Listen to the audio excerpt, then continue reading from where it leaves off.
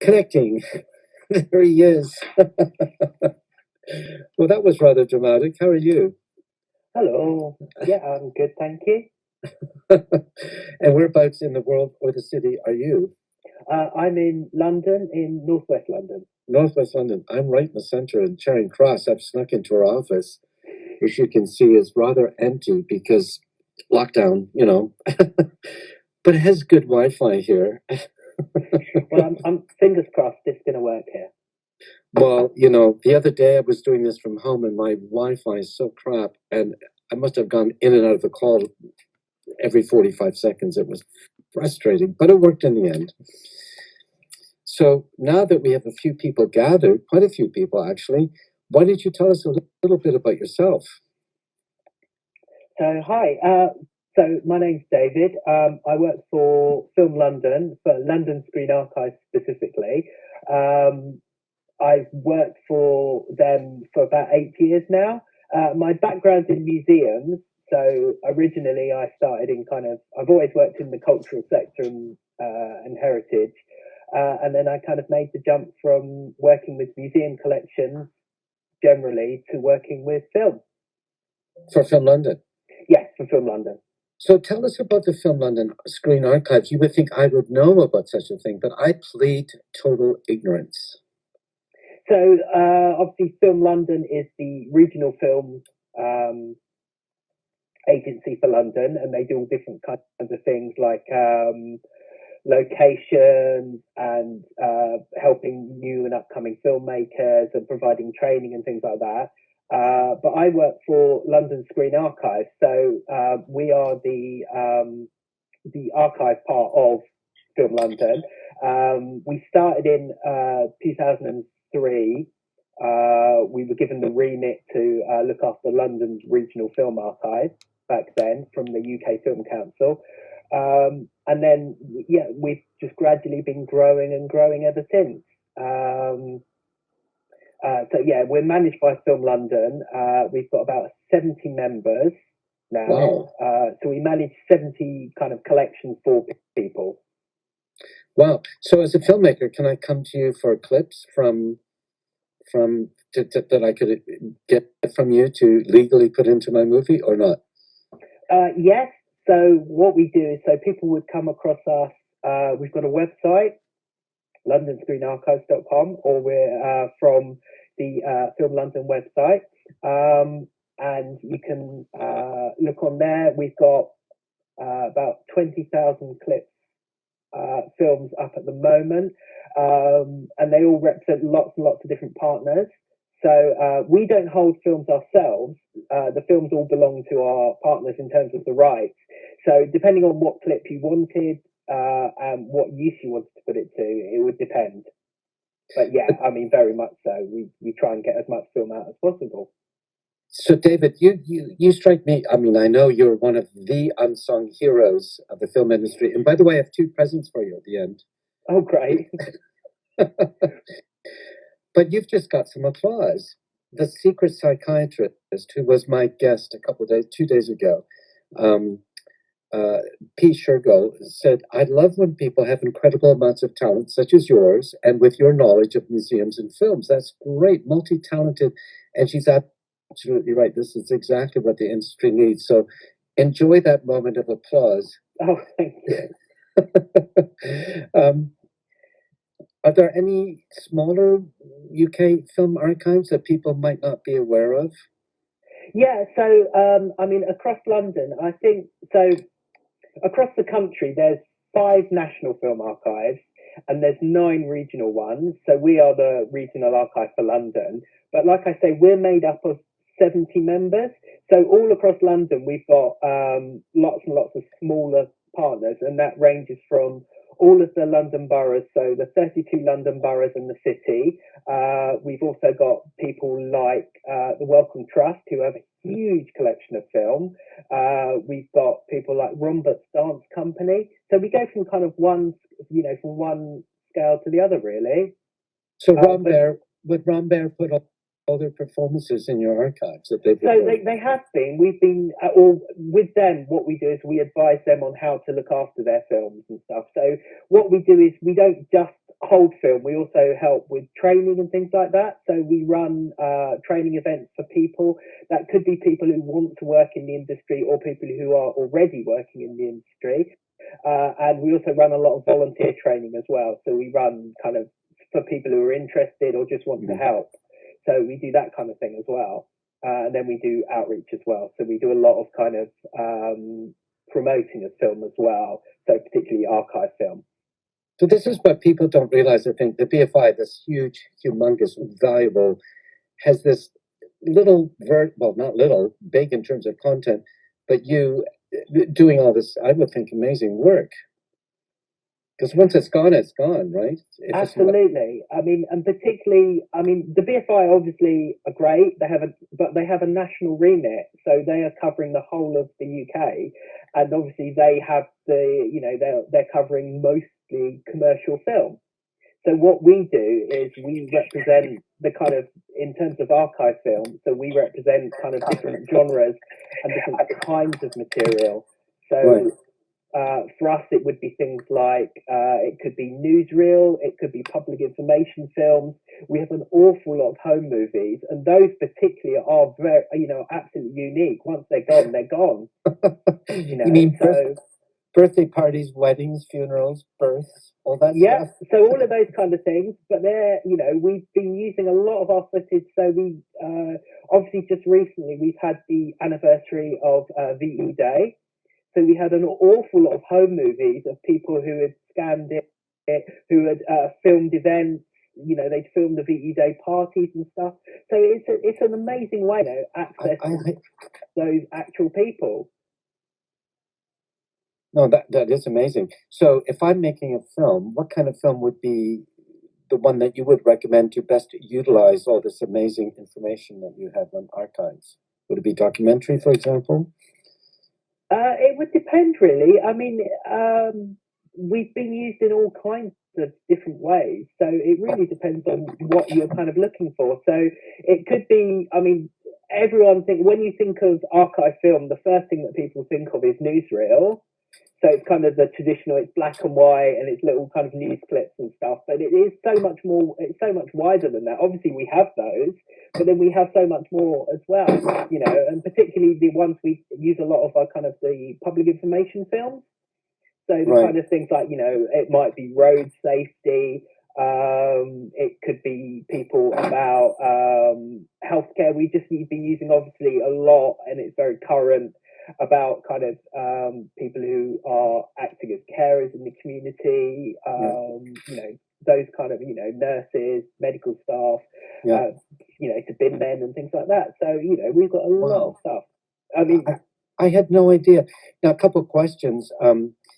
Is any of the collection completely free to use? Do you know? It would depend on what use. Obviously, the rights are held by the organisations, and the main goal for many of these organisations is literally just to get the material out there. So in terms of free, none of it is Creative Commons free. Yeah. I would say, but in terms of licensing, we and our partners are, very, very open to the material being used for, if it's for educational use, if it's for projects, if it's for, it's only when it starts to become, the main reason when we would charge is when people want to use it in a commercial, for a commercial gain. And rightly so. Now, Vonda, one of our MA students, she had to work at the House of Parliament. You may know of her because she's the filmmaker for the Houses of Parliament. So all the common sessions, all the committee sessions, they all archive. Is that part of your collection, or is that outside? That doesn't come to us. I mean, so they currently aren't a member, but if they wanted to be a member, they certainly could join. And we provide, like I say, we provide training. Some of our partners, so we've got stores that we help people. So particularly with the local authorities, film is just a small part of the material that those archives hold, archives and museums. So we help them, deal with that kind of material. Right. Well, my question to you, and this is a personal question, David, would you like to include the parliamentary archives. Conversation to be had. I mean, I think it would be really interesting. What's the use in terms of how they would go about actually being used? But we can talk about that outside. So I think Yeah. Well, her name's Vonda, and she's the Grand Fromage there. She's the one that started doing this, and her remit was to do that. She doesn't do the interviews in the rotunda where all the politicians comes out. Yeah. It's the cameras that you see during the House of Lords and the House of Parliament, and Debates also and things. all the committee meetings. But the thing is, I mean, that material, whilst people might think, you know, that's archive material, just because it's not necessarily old, it could be current events, but that's material that should be stored and, you know, has a real interest for future, you know, for future people. So I think it's definitely worth storing, and it's definitely worth a conversation to be had. Well, I mean, the conversation's starting right now, because at the bottom of your screen you'll see that Vonda is in fact Ruby Joker. right. I had no idea. Well, I think that's definitely something. So if she wants to drop me an email, that would be great. And Okay. we can be, you know, from our website, and that would be, yeah, that sounds marvelous. I That think would that's be- really interesting. Right away could add about 20 trillion gigabytes worth. Ruby, she just said, Vonda just said she's filming the restoration of the palace and would like to make the contact, because also your training program. And Mhm. speaking of your training program, you work with DocHouse, don't you? We have done. So we came to DocHouse through Into Film. So we've been doing lots of work with Into Film, who they do a lot of educational programs. So we do outreach work with them as well. So we've also done. We had just recently. We've obviously just had the centenary of the Representation of People Act. So, you know, giving some women the right to vote. And so we did an outreach project with them, which we put together an archive package of films of suffragettes and suffragists. And we went out into schools and showed those films to school children and got them to do work around those. So that was, you know, that's really interesting as well.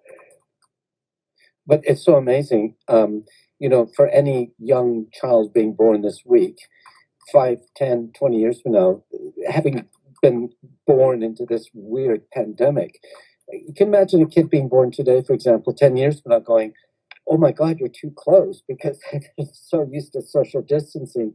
And then being able to access what life was like in 2019 through the archives that you've got, they probably go, what? I know, and it's like, I mean, the thing is, and when you just go back through our films, and it's a lovely way for people to make connection with with their past as well. So we do a lot of work with kind of reminiscence groups as well, in terms of people. So we've been working with an organisation called Digital Drama, who've been doing kind of interviewing. They do sort of interviews with people and go out and do interviews with kind of people in residential accommodation and things like that. And we've been helping them with footage for the reminiscence. And so they've been looking at, and this is people who are making those direct connections with their past and through the films that we've got. Wow. Now, Assis Sethi, who's in Canada, said, are these resources available to filmmakers living outside of the UK? Yes. So unlike obviously the BFI player had to be region locked, we're not region locked. So yeah. So you can go onto our website and have a look outside. You know, if you're outside the UK, I mean, there's all kinds of reasons why some things have to be locked, but for us, they don't. Yeah, So, and Denise Parkinson has just joined us, and she's very interested. I'm not sure specifically in archiving, but in terms of accessing footage, she produced a film we had opening night last year about a man in Vancouver who transitioned from a girl to a man, and it's now the male face of Louis Vuitton. And I can assume that you may have had relevant footage. I mean, who knows until you ask. Which brings me to my next point. I'm a filmmaker. I'm making a project. I have a feeling that you might have some footage, found footage, that would help me, stock footage. How do I approach you, and how do I access the collection to see what you've got? So first things first. I mean, we are a very, very small team. There's basically 2.5 of us who are sort of managing this material, and that includes, we do all our scanning and things like that as well. So we do all, it's the physical film that we deal with as well. Oh my God. So what I would always say is, before you, rather than coming to us and asking us, do you have any material on, I would suggest that whoever wants to look, have a look on our website, search on our website first, and then come to us and say, I found this film. It's all searchable. If it's up, it's up. If it's online, it's online. At the moment, we can't scan anything that's not. We can't physically do any more scanning at the moment. Yeah. But we've got there's thousands of films available on there. Find the films first, and then come to us and say, I'm really interested in this film. And you can search by keywords, you can search by location, you can search by subject. So there's loads of stuff in there. We've got, we put together galleries as well. So if you're looking for films on a theme. So yeah, I mean, have a look on our website first and then come to us. I mean, we often get people doing it the other way around. And the trouble is, we're such a small team that it becomes very difficult for us to do the research as well. No, of course. I'm embarrassed yet again to say that I had no idea. And my next embarrassment is, what is the website? Is it Film London, or is it another secret website? Oh, you can go to us. We're a link on the Film London, and okay. they would like it to be the Film London website. We're one of the little tabs up in the top corner, and then you can go. I mean, you can go to us directly, but please go through the Film London website. So is that the 2.5 pixel or the 2.5 person tab at the top? Yeah, so we're up there. And then when you get onto our website, you can just, the first thing you see is a search, and you can just, it works by keywords. We spend a lot of time cataloging these films, so you can search in there for, a keyword. It might be, for instance, with the VE Day.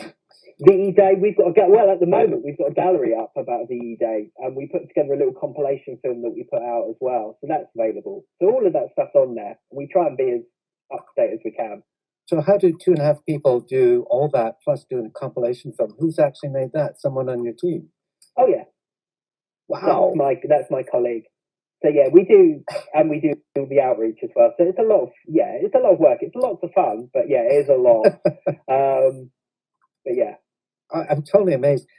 But you mentioned training, so we should get you to do one of our 1-hour lockdown sessions on how to access found footage or archive. I don't know if you're interested in doing that or not, but possibly. Yeah, so we provide training normally. So it's normally it has been very hands-on in the past. So it's normally we would get people. It's either free or very inexpensive. So we try and fund it through projects. Mm-hmm. So we try and make it as low cost as possible to people. So that's not the reason that they can't come. Yeah, well, that's the same as our Raindance training program. We try to keep it low cost too. Well, let's have an offline discussion about that, David. Yeah, sure. We will soon be running out of time. Do you have time for a few more questions? Yeah, sure. So, is there anything important people should bear in mind when they, in terms of the rights of archived material? So, just generally, I think you just need to be, I think the concern would be, make sure you're sure in your own mind. If you're going to use something and you're going to use it as kind of a fair dealing, make sure you're sure, or fair use it should be here, make sure you're sure in your own mind that material is. Because if you start asking someone, am I okay to use this? That would then suggest to them that you're not necessarily okay to use it. So make sure you're sure in your own mind that the use you're going to put it to. From our point of view, we would be concerned in terms of the use that it's going to go to. So particularly with home movies, and because we have a relationship with the donor often, we would feel that we wouldn't want something that would be disrespectful to the original source material. So in terms of kind of home movies and stuff, and I know there's been cases in America where there was someone who basically went and made a film using a documentary film using footage that they found of family movies on YouTube and then edited it together. And it was a fascinating project, but obviously in terms of licensing and in terms of actual rights, that's a nightmare. And I suppose there was a few lawyers made quite a lot of money. I would imagine so.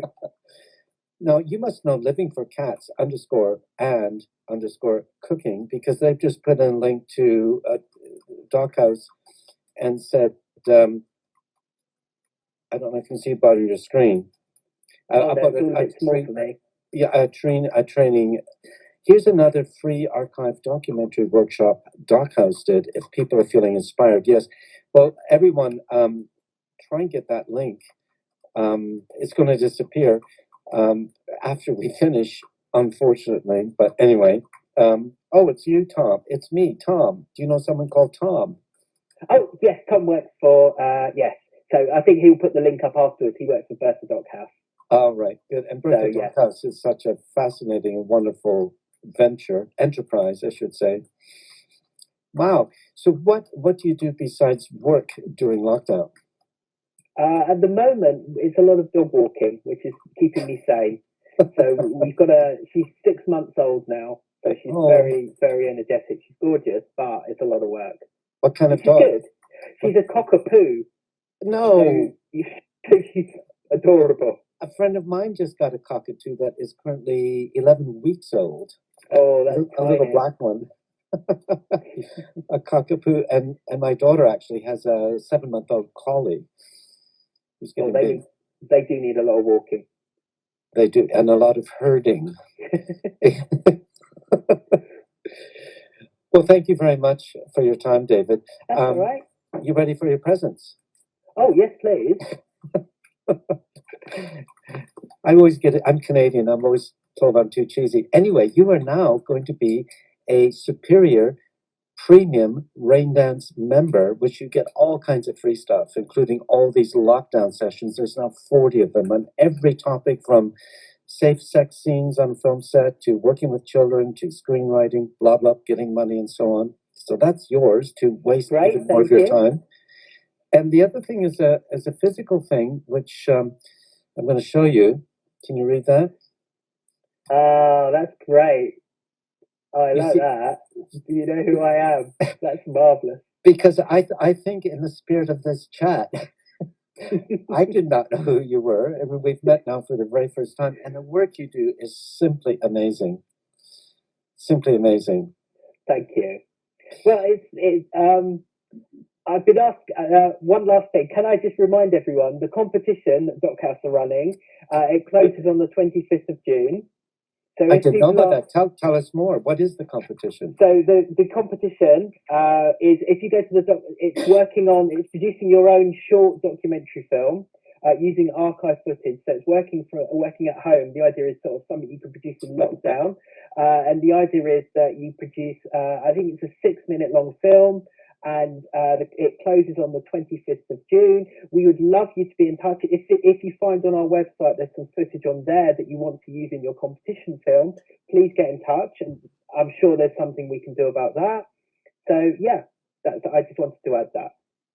Well, you're more than welcome to add that, and you should email Bailey in our Instagram. She does our marketing, and then she can shout about it from the turrets of the Raindance Castle here in the basement here.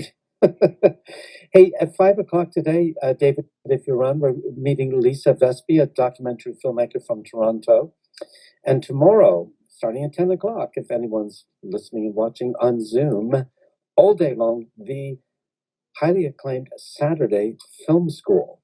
Why waste years when you can do it all in one day? Anyway, that's the Raindance plugs.